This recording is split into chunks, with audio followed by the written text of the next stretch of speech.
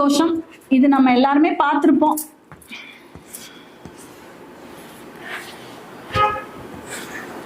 எனது அருமை நண்பர்கள் நிறைய பேர் வந்து மாந்தி இங்கெங்க இருந்தா என்னென்ன மாதிரி வேலையை பண்ணுவாருன்னு சொல்லியிருப்பாங்க, எங்கெங்க இருந்தா தோஷம்னு சொல்லியிருப்பாங்க.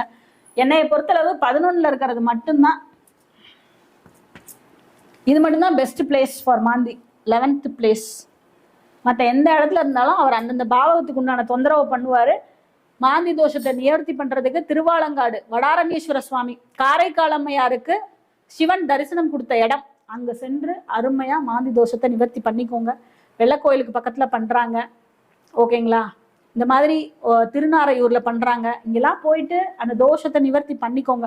11ஆம் இடத்தை தவிர மற்ற எங்க இருந்தாலும் தோஷம் பண்ணுது. 11ஆம் இடத்துல இருந்தாலும் போய் பண்ணிக்கிங்களேன், லாபம் நல்ல விதமா கிடைக்கட்டும். 11ல மாந்தி இருக்கும்போது அடுத்தவங்க காசு நம்மள்ட்ட வரும், அது எதுக்கு நமக்கு?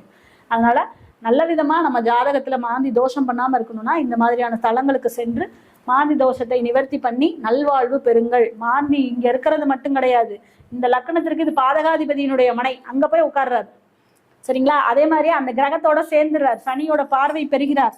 இப்போ இந்த தோஷம் எல்லாம் இன்னும் அதிகமா அது ரெஃப்ளெக்ட் பண்ணும் இந்த மாதிரி பார்வையில இருக்கும்போது, புரியுதுங்களா? அப்ப இப்படியெல்லாம் இருக்கும்போது ரொம்ப அதிகமா கர்ம வினைகளை நமக்கு கொடுக்கும்.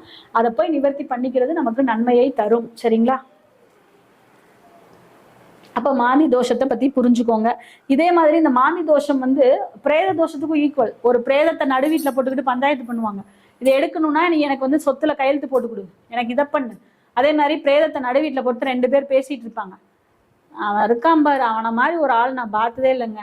இறந்து போன ஒரு ஆத்மாவை பற்றி தவறான விஷயங்களை பேசுதல், இல்ல அவன் கெட்டவனாவே இருந்தாலும் அதை போய் இந்த இடத்துல வச்சு பஞ்சாயத்து பண்றது, அதை எடுக்க விடாம பஞ்சாயத்து பண்றது, அதை வச்சுக்கிட்டு பேரம் பேசுறது, இந்த மாதிரி விஷயங்கள் பண்றது பிரேத தோஷத்தை மாந்தி தோஷத்தை கொடுக்கும். அதனால முடிந்த அளவு அது செய்யக்கூடாது, தப்பு. அதுக்கு காரணமானவர்களையும் அது பழிவாங்கும். இப்ப உதாரணத்திற்கு ஒரு பெண்ணுக்கு நியாயம் கிடைக்கிறதுக்காக ஒரு கூட்டமா உட்காந்து போராடுறாங்க, நாங்க எடுக்க மாட்டோம் அப்படின்னு. அது தப்பா இருந்ததுன்னா அது யார் யார் பண்றாங்களோ அவங்கள பூரா அது தப்பு அது பூரா கேட்கும். அதனால அது தெரிஞ்சுக்கோங்க.